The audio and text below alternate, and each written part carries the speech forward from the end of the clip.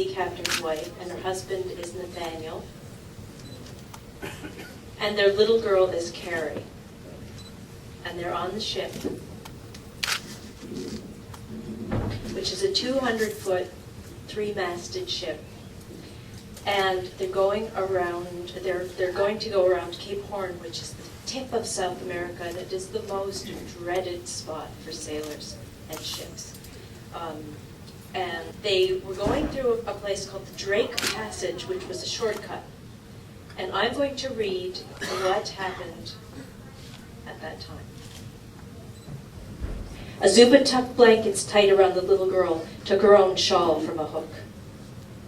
Her heart raced with fear and compulsion. Nathaniel would be furious, but she would only look out through the aft cabin door.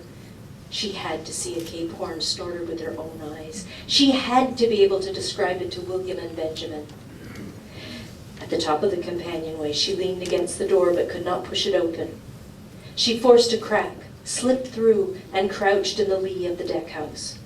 Icy snow flew, and she raised her hand to protect her face from the stabbing pellets, recoiling from the howl from which she and Carrie were insulated. She could not imagine how Nathaniel and the mates could make themselves heard over the scream of wind in the rigging. Water struck the bulwarks, spouted 15 feet in the air. The ship was lying on her lee side, the deck steeply tipped. There was still enough light in the sky to see, a gray luminescence making everything both sharp and unfamiliar. Water streaming over the tilted deck, the ice-coated stays and shrouds, men laboring at the pumps. A wall of gray-black water towered ahead, crested with a white fringe. Traveler, even lying on her lee as she was, rose to meet it. Azuba was pressed back against the deckhouse wall as the bow lifted. The ship breasted the wave.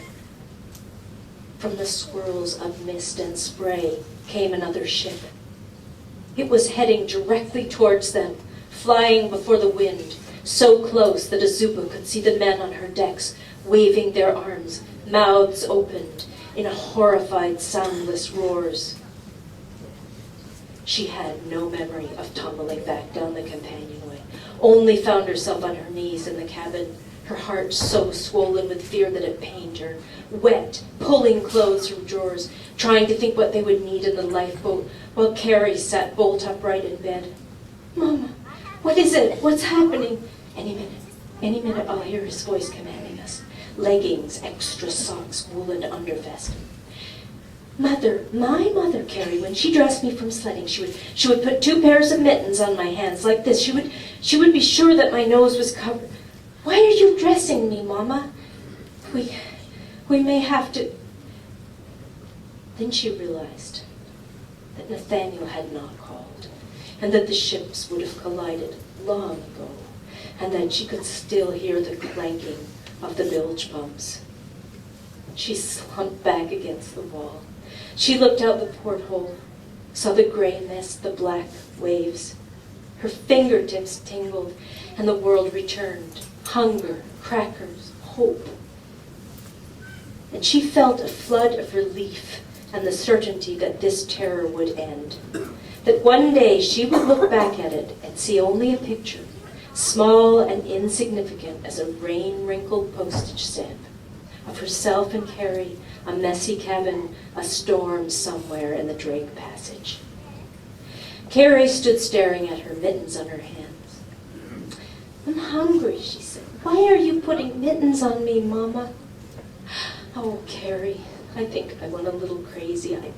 I thought we were going to..." Azuba stripped the mittens from Carrie's hands. "Never mind. Let's go forage in the storeroom." They scrambled up the sloping floor, stumbled across the saloon, went into the storeroom, gathered nuts, cranberry chutney, and crackers. They took them back to Azuba's bed. "A picnic, Mama. We're having a picnic in your bed." Carrie hummed and patted the cat, so sure, Azuba thought, that her father would save her. And if any man could, it would be Nathaniel, she realized, suddenly understanding what it meant to put one's life in someone else's hands. and why Nathaniel had not wanted her and Carrie aboard his ship.